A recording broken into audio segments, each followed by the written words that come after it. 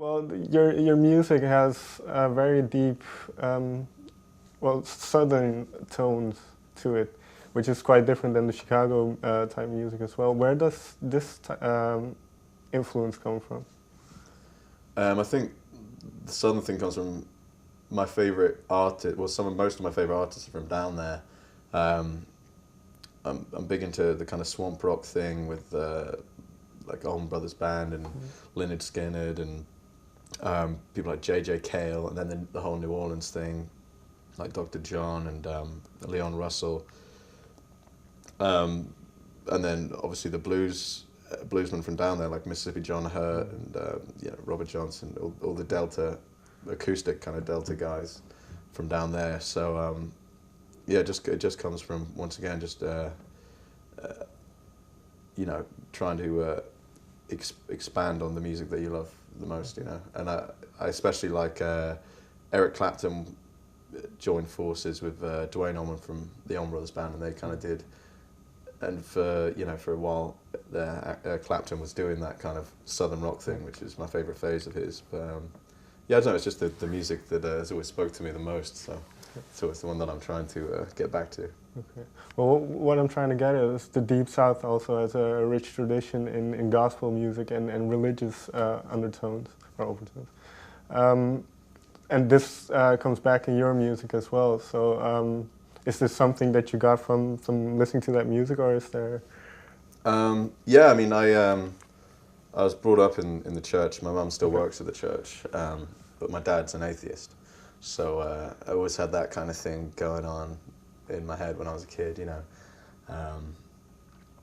who's right, basically, Which way are you leaning? Well, I'm not religious at the moment, but I'm still very interested by faith and the power it has over people. And also there's some fantastic stories in the Bible that are always great for when you're writing songs and looking for ideas and stuff. So I mean it's had a big part to play in my life and stuff, and I think it comes out through that. And I'm a big fan of gospel as well. I was singing classical. I sang in choirs growing up and stuff. So I still hold that there's no better activity than singing in a choir with that many people, and when everyone's on it, and it's working, and it's that's the best feeling of community I think you can ever have. Do you miss it, the big choirs? Or? Yeah, definitely. If I had time to do it, I would definitely still be doing it. But unfortunately, I've got my own choir. We're a 5-piece choir now. Okay. Well, the lyrics you write, usually religious, they are also very dark. How come? I suppose it's when you come up with a concept for a song, or you come up with an idea, you've got to find a way to frame that idea and that concept. And usually the most dramatic, I always go, the more dramatic the setting, then the more intensely the point will come across. So it's kind of down to that, and also as well, it's I'm not a very dark person in conversation and stuff, but it's always I write late at night, and it's always at those times I find when you have the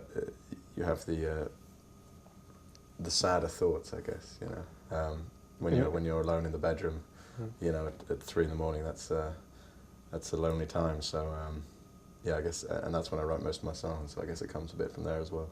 When you do, well, obviously it's different on every song, but when you do start writing a song, does it come from a concept you have in mind, or is it just something that happens naturally? Where do you draw your inspiration from? It comes from a bit of both. Sometimes, you come up with an idea or a concept, but other times, you can just sit down and write a song in an hour, just with the first words that come to you, and you usually find out later what they mean, Can you give me an example of something which you wrote and then looked back on and found maybe a different meaning, or thought, well, hey, this is actually quite good? Yeah, I mean, well, it was. I mean, this is a really basic example, but there's a song called Nina on the Baron EP, which is like which goes early in the morning, last thing at night.